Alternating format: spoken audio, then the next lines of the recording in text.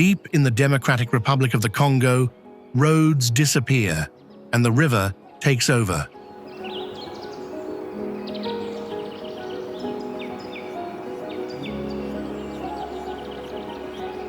Nearly 2/3 of the country is covered by forest, part of the Congo Basin, the second largest tropical rainforest on Earth.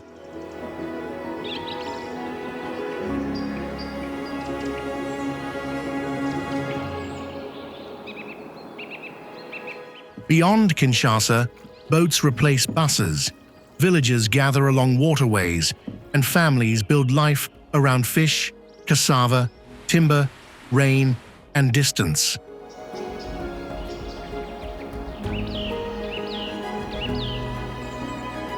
The forest is not scenery. It is a highway, a market, a food source, a workplace, and a memory carried across generations.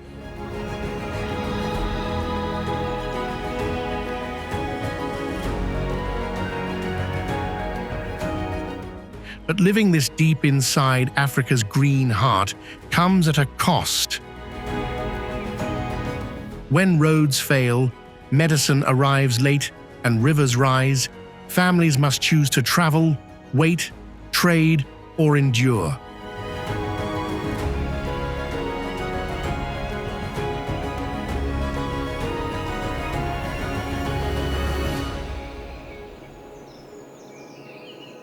How do they remain connected, protect their future, and call this rainforest home?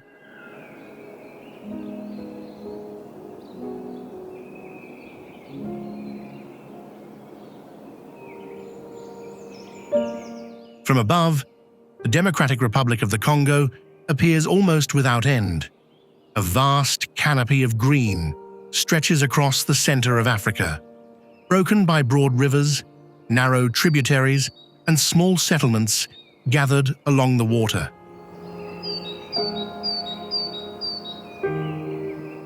Nearly 2/3 of the country is covered by forest, forming the largest share of the Congo Basin rainforest within a single nation.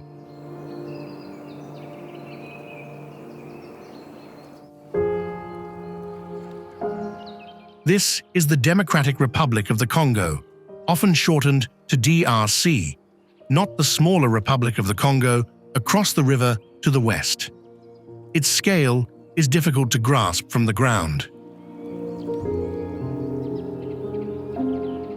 Roads reach only part of the country, while dense forest, seasonal rain, and immense distances separate communities from one another. At the western edge of this landscape, Kinshasa rises beside the Congo River.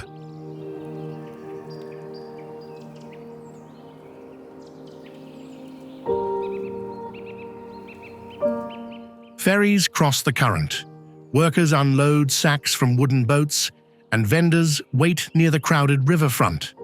The capital moves through traffic, construction, commerce, and noise. Yet the river flowing past the city leads toward a very different Congo. Beyond Kinshasa, concrete buildings gradually give way to smaller towns, riverside farms, and long walls of forest.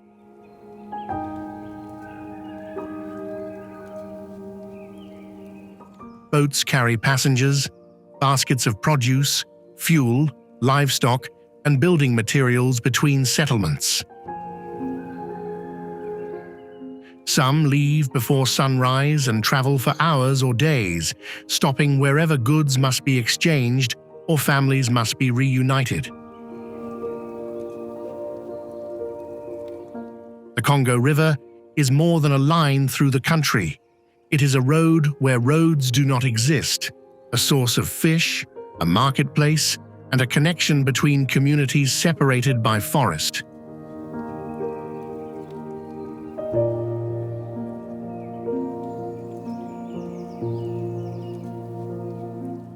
Along its banks, people repair canoes, wash clothes, prepare nets, load cassava, and wait for the next vessel to arrive. Farther inland, Clusters of homes appear between the trees or beside narrow waterways. Their location is rarely accidental. Water provides transportation, food, and access to neighboring villages.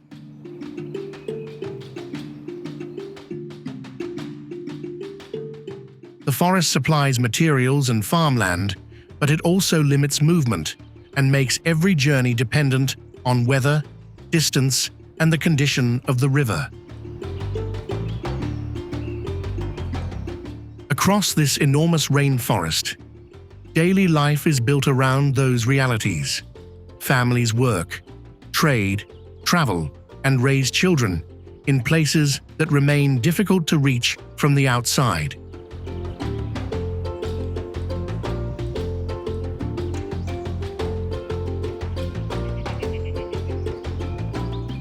The central question is not simply what lies inside the Congo Basin, but how people create a functioning life within its vast, humid, and demanding landscape. At the meeting point of the Congo and Ruki rivers, Mbandaka rises from the forest as a city built around water. Its streets, neighborhoods, and markets remain closely tied to the riverbanks, where boats arrive from settlements scattered across the central basin.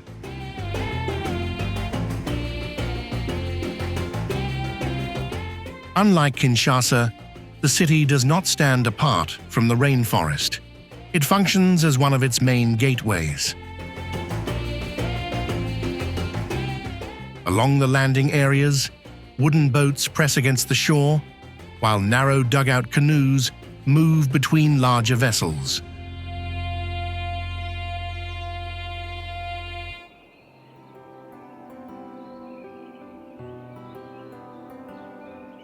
Crews pull sacks of cassava onto the bank, carry bunches of plantains over their shoulders, and unload baskets of fish beside blackened bags of charcoal.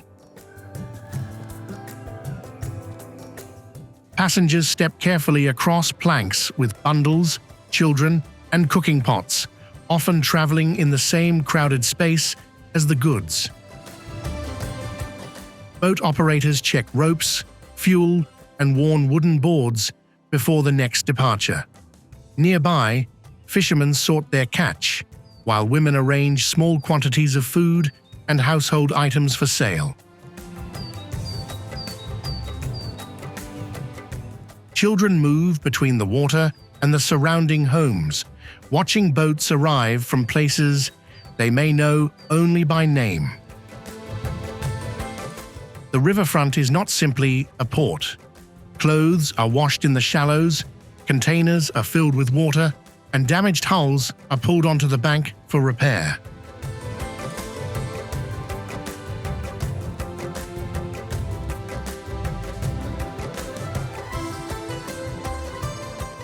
A carpenter shapes replacement planks by hand.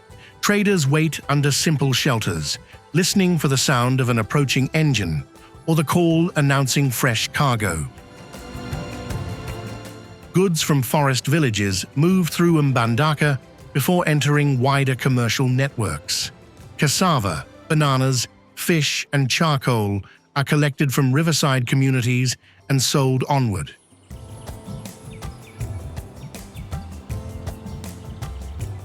The flow also moves in the opposite direction.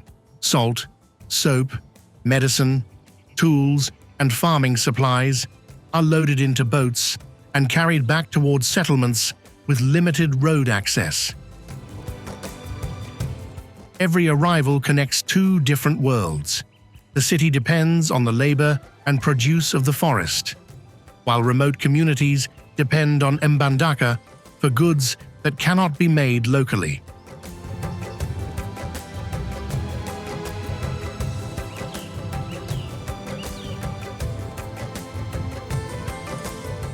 Commerce, family visits, medical needs, and daily survival all follow the same waterways. Beyond the city, houses become fewer and the riverbanks grow quieter. Boats continue upstream past smaller landings and narrow channels, carrying people deeper into places where streets disappear, travel slows, and the rainforest begins to shape nearly every hour of the day.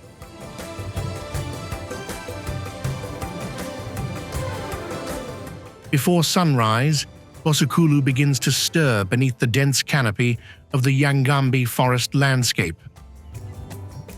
A cooking fire is lit beside the house, tools are gathered for the day, and children wake to the sound of insects, birds, and water moving nearby.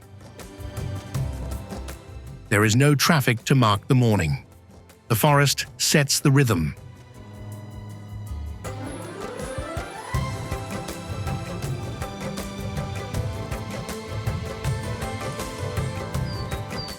Homes are built from locally available materials, with walls and roofs that must withstand heavy rain and constant humidity. Floors, storage areas, and food supplies require regular attention, especially when moisture settles into wood, soil, and thatch. Much of the day unfolds outside, where air moves more freely and work can be shared between relatives and neighbors.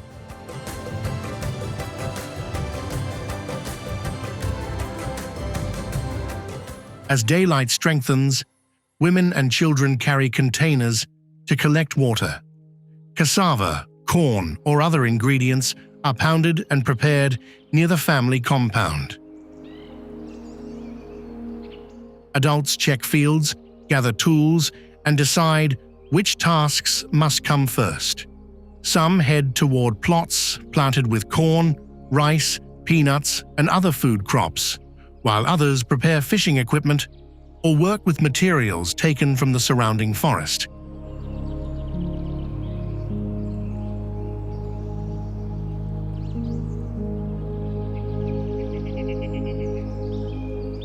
Across the village, labor is divided but rarely isolated.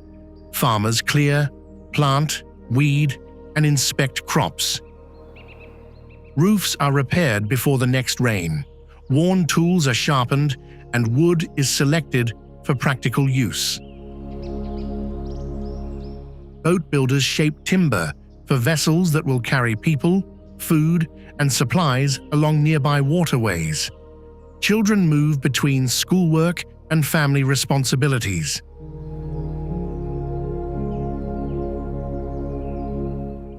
Outside class hours, they help carry small loads, watch younger siblings, or assist with simple household tasks. Care does not rest with one parent alone. Older children, grandparents, and nearby relatives all take part.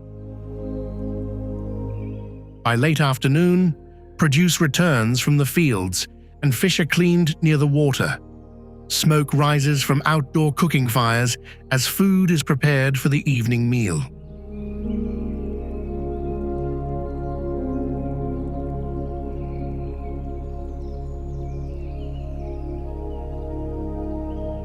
Neighbors pause to exchange news, compare the day's work, or share what has been brought home. As darkness closes over Bosukulu, families gather around food produced through many hands. The forest provides land, water, wood, and fish, but it also demands constant repair, careful planning, and cooperation. Daily life continues through that balance, shaped by the work of the household and the wider family around it.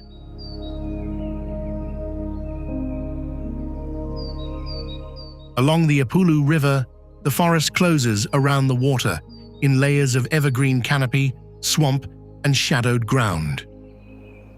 This is part of the Ituri Forest and the wider Okapi Wildlife Reserve, a landscape where the Mbuti and Ife have maintained deep relationships with the land across generations. The forest is not separate from daily life.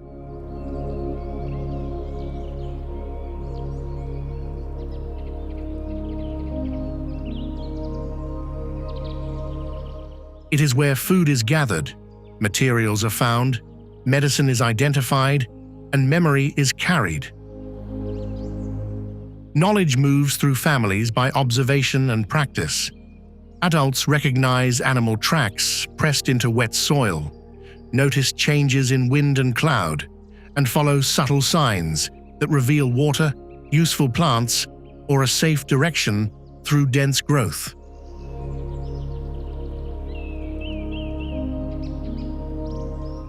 Children learn by walking beside older relatives, watching how leaves are examined, how paths are remembered, and how sounds in the forest are interpreted. Much of this knowledge is practical, but it also holds cultural meaning.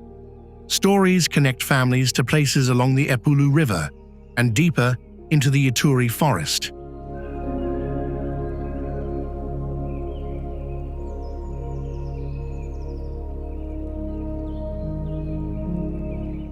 Music and conversation pass through evening gatherings, while older relatives explain relationships, responsibilities, and the ways people are expected to care for one another. Identity is preserved through repeated acts rather than formal lessons. The communities are not completely cut off from the outside world. Trade links them to nearby towns, where forest products may be exchanged and manufactured goods brought back.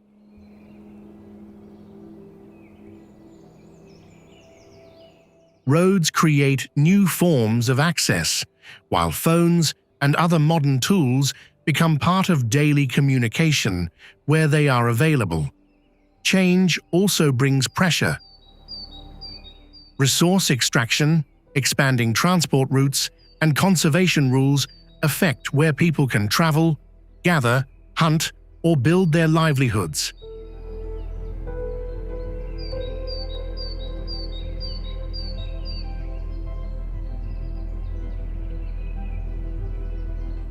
The Okapi Wildlife Reserve protects important forest ecosystems, but communities must also adapt to restrictions placed on activities long connected to the land. That adjustment is rarely simple. Families balance inherited knowledge with changing regulations, new markets, and the practical needs of modern life. Yet the forest remains central, not as an isolated wilderness, but as a living system of paths, relationships, skills, and memory.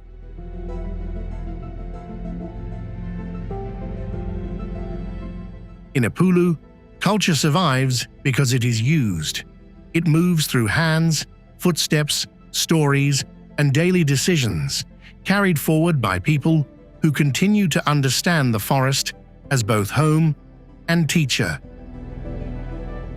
At Boyoma Falls, the Congo River breaks into powerful channels of fast-moving water near Kisangani.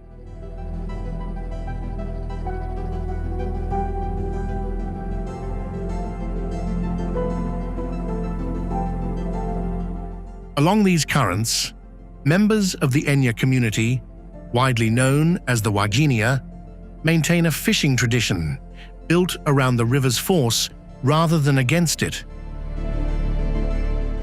Wooden structures rise above the rapids, anchored where the flow is strongest. Fishermen climb across the beams to inspect baskets and traps fixed above the water.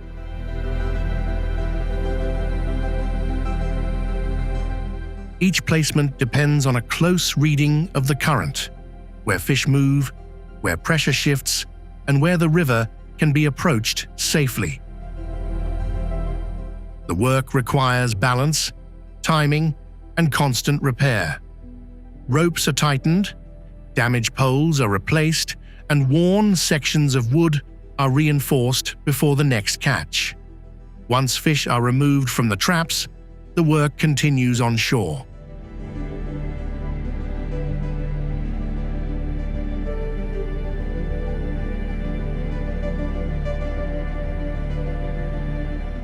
Some are cleaned and prepared for immediate sale, while others are preserved or smoked to last longer in the heat.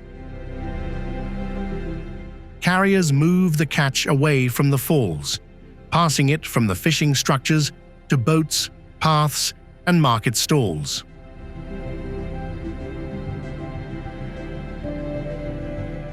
At the riverside markets of Kisangani, women arrange fish for customers arriving from nearby neighborhoods and passing vessels. Fresh catch lies beside smoked fish, allowing traders to sell to city residents, as well as boat crews continuing along the river. Every basket connects several kinds of labor: the fishermen at Boyoma, those who repair the wooden structures, the people who transport the catch, and the sellers who turn it into household income. Kisangani serves a wider purpose within the interior of the country.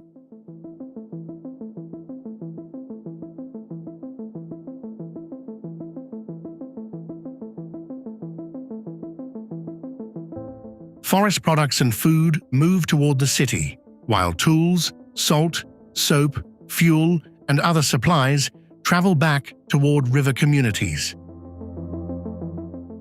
People also arrive from smaller settlements in search of work, education, or access to larger markets. Farther downstream, Mbandaka links the forest basin to trade routes closer to the west.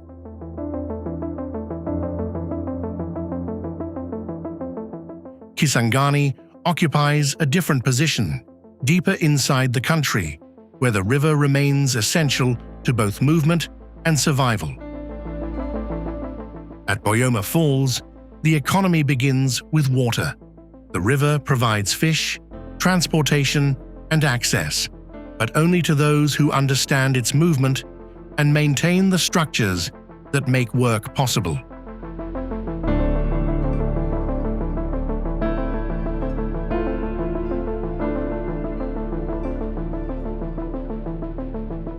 Skill passes through practice, and each day's catch becomes part of a larger system that connects the rapids, the market, and the communities beyond. Along the Luilaka River, the communities of the Monkoto corridor build their meals around what the water, forest, and nearby fields can provide.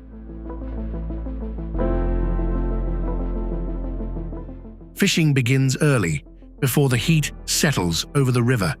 Canoes move through narrow channels and flooded areas, carrying nets, baskets, and simple tools used to bring food home.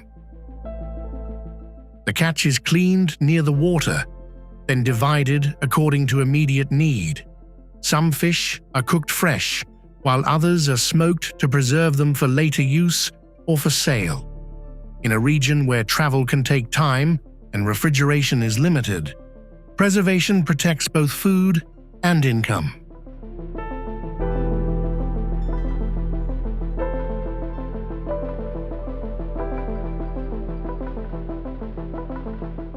Fields near the settlements supply cassava, plantains, and, where growing conditions allow, corn or rice.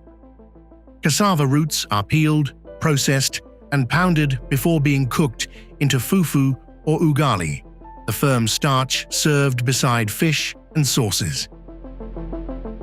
The leaves are also used.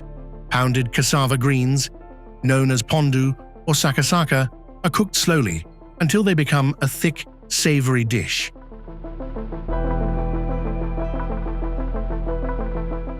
Another preparation, liboke, brings the river and the forest together in a single meal. Fish is combined with seasoning, wrapped in broad leaves, and cooked over heat until the flesh steams inside the parcel.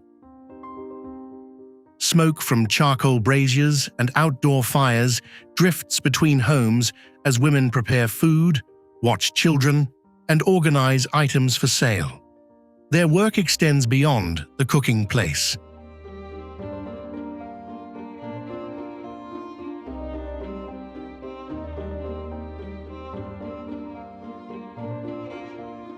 Women carry fish and produce to local markets, negotiate prices, and manage part of the money used for household needs. A successful catch may pay for soap, salt, school supplies, or medicine. A poor one changes what the family can buy. Meals are rarely treated as private events. Relatives gather, children eat beside older family members, and visitors are offered a share. When food is limited, portions may be divided more carefully, but the act of eating together remains important.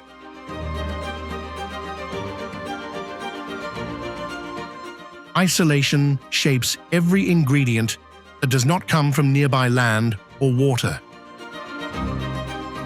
Salt, cooking oil, medicine, and manufactured goods often arrive by boat. When river travel is delayed by weather, fuel shortages, or changing conditions, supplies become scarce and prices rise.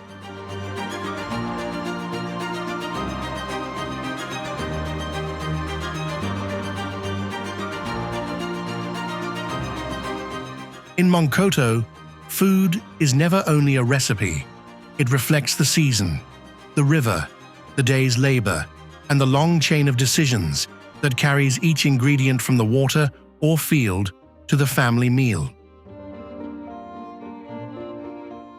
At the center of the Congo Basin, Salonga National Park spreads across a vast landscape of lowland rainforest, swamp forest, and dark rivers that divide the land into long, difficult corridors.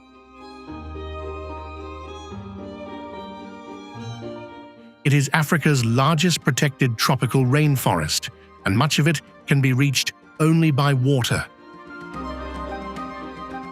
Boats move slowly along its boundaries, carrying people, food, tools, and supplies between settlements separated by forest. The park shelters bonobos, forest elephants, Congo peafowl, fish, and many species that depend on the rivers and wetlands.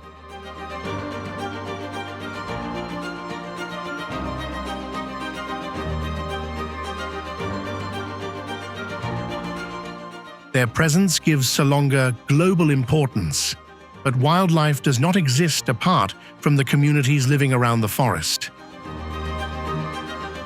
Fields lie near the park's edges, fishing grounds stretch along its waterways, and families depend on nearby land for food and income.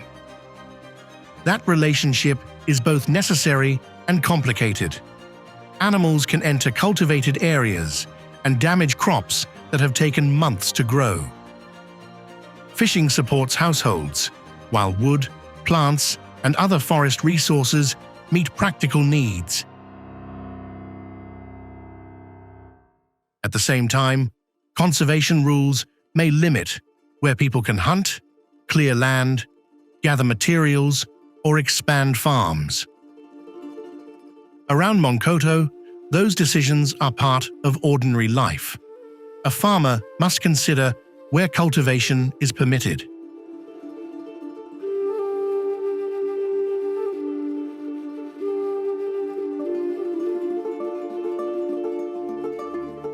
A fishing family must understand which waters can be used and how catches should be managed.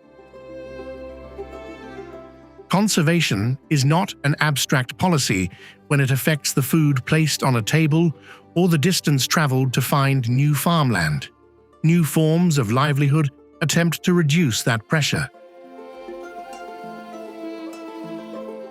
Managed fishing can protect breeding areas while preserving income. More sustainable farming methods can improve production without pushing fields deeper into the forest.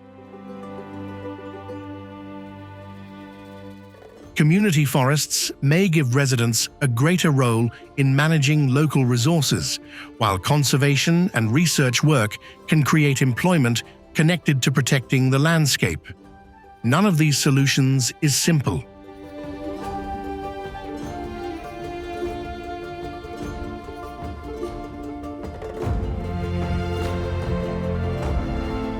The forest remains a source of food, materials, identity, and security.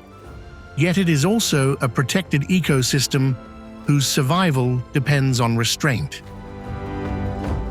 Salonga reveals how closely human life and nature are tied together.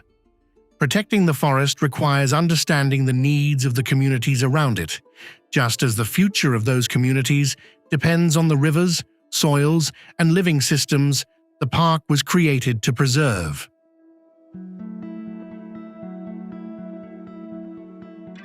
In Monkoto, every journey begins with a choice between difficult options. A dirt road may offer the shortest route toward Burundi, but heavy rain can turn it into deep mud, and weak or missing bridges may stop travel completely.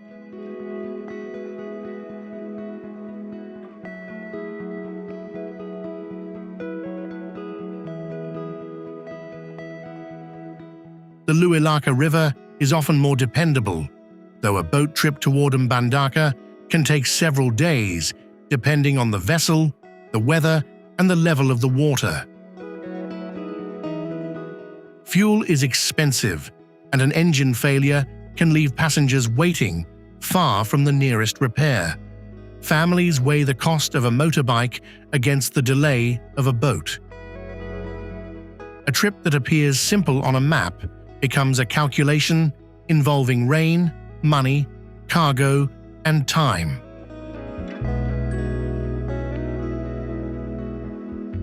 The consequences become most serious when someone needs medical care. A sick person may have to leave Monkoto by motorcycle or boat, carrying medicine only if it is available locally. Supplies can arrive late, and distance often shapes which treatments are possible.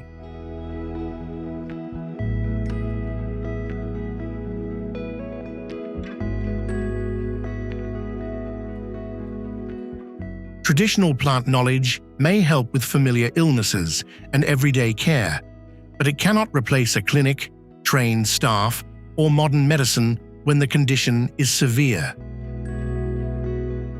Children face the same geography on the way to school. Some walk along rough paths, while others cross water by canoe. Rain can interrupt attendance, and classrooms may operate with limited books, equipment, or electricity.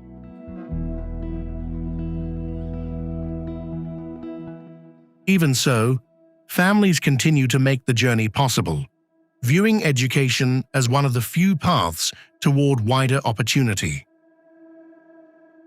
Electricity remains uneven. Small generators require fuel, while modest solar panels and car batteries provide limited power for lights or phone charging.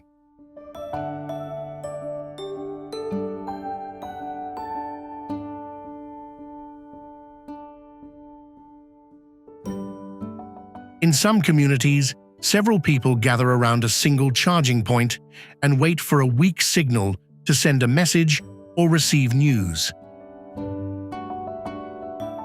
Farmers face another kind of uncertainty.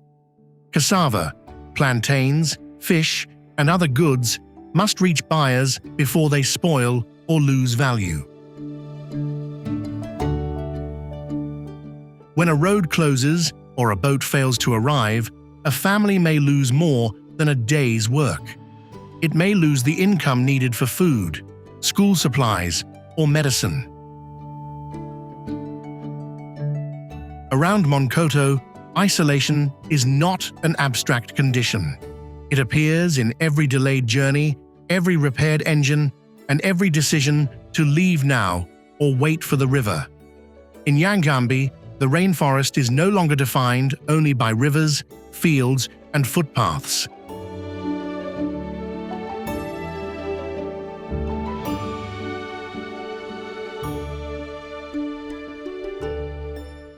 Mobile phones appear beside farming tools, small solar panels collect power above homes, and boat engines shorten journeys that once depended entirely on paddles and current.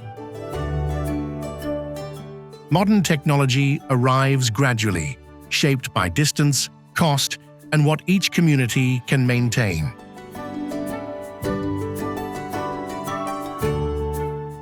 Around Bosukulu and neighboring villages, a charged phone can carry news from Kisangani or confirm that money has arrived from a relative living in the city. Mobile money allows families to transfer funds and make payments where conventional banks remain difficult to reach. Electricity is still limited, so phones may be charged from shared solar systems or at a household with reliable power. Agriculture is changing as well.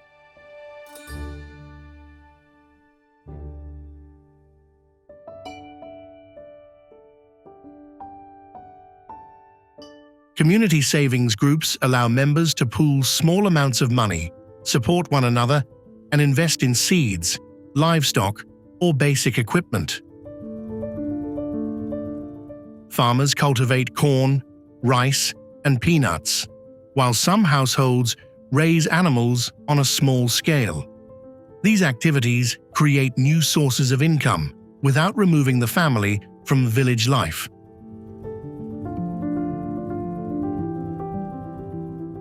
Yangambi also serves as an important center for research into forests, agriculture, climate, and conservation. Scientists measure trees, study soils, and observe how the rainforest responds to environmental change. Local residents take part in nurseries, tree planting, and forms of environmental monitoring, turning knowledge of the landscape into paid work and practical experience. Young people stand at the center of this transition.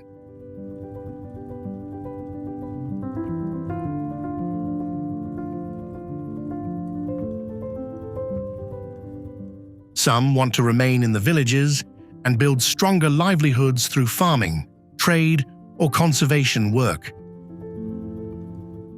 Others look toward Kisangani, where education and employment may offer a different future. Their choices connect the forest to the city more closely with each generation.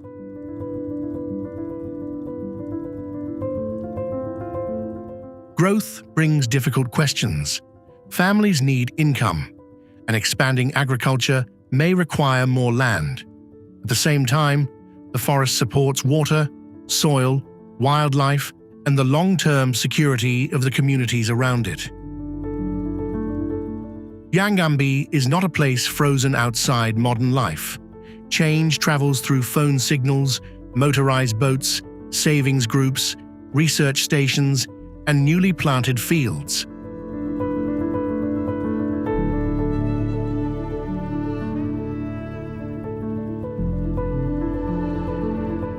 The future depends on whether those changes can improve daily life without consuming the forest that makes that life possible. Across Bosukulu, Monkoto, Mbandaka, Kisangani, and Epulu, home is defined by more than distance or geography. It is found in the people who remain close enough to share work, food, childcare, and responsibility.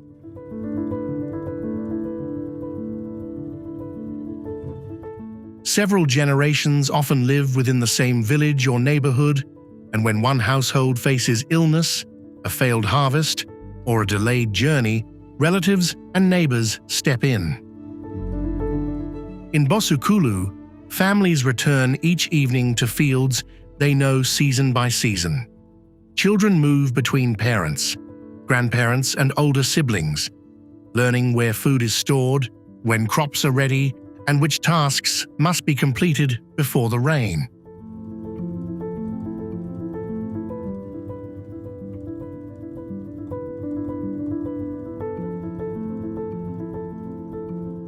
Work belongs to the household, but care belongs to the wider family. Along the Luilaka River near Monkoto, livelihood depends on knowledge built over time. Fishermen read the water, farmers judge the soil, and traders understand when a boat is likely to arrive.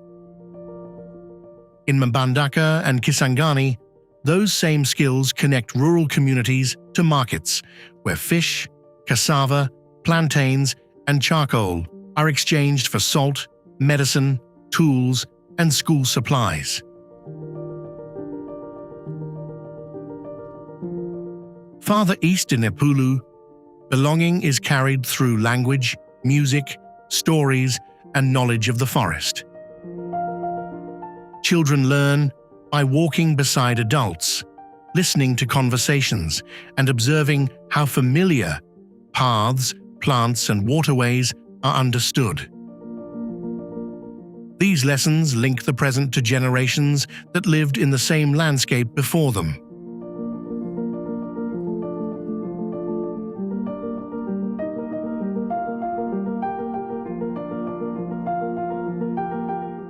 Material life may remain limited, but isolation does not always mean loneliness. A person is surrounded by relatives, neighbors, shared obligations, and places filled with memory. A bend in the river may mark a fishing ground. A forest path may lead to family land. A village clearing may hold years of meals, celebrations, and loss.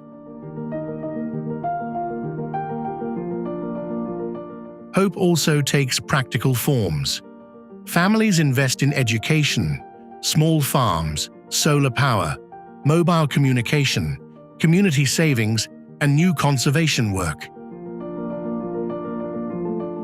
Young people consider opportunities in Kisangani or Mbandaka, while others search for ways to remain closer to home. By late afternoon, a boat returns to the village. Smoke rises above the roofs, children run along the riverbank, and food is divided as the forest darkens. The Congo rainforest may separate these communities from much of the outside world, but the river, the land, and the relationships built around them are also what keep people connected to home.